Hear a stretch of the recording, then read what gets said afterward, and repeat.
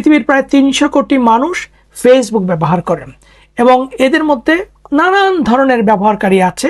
তবে যেই কন্টেন্টগুলো অনেক বেশি জনপ্রিয় সেটা হচ্ছে রাজনৈতিক কন্টেন্ট।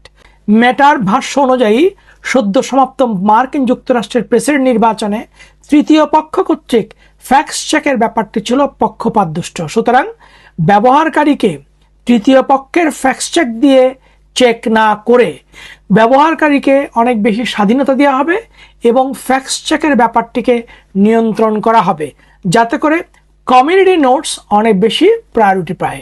কমিউনিটি নোটস হচ্ছে এই ফেসবুক ব্যবহারকারীদের বক্তব্য, তাদের বিতর্ক, তাদের মন্তব্য, তাদের কমেন্টস। এখন প্রশ্ন হচ্ছে, এটা যত সহজভাবে আমাদের সামনে উপস্থাপন করা হয়েছে দেখে মনে হবে যে না, ফেসবুক সত্যি প্রো পিপল হয়ে উঠছে, ইউজার ফ্রেন্ডলি হয়ে উঠছে। বিষয়টা মোটেই তা নয়।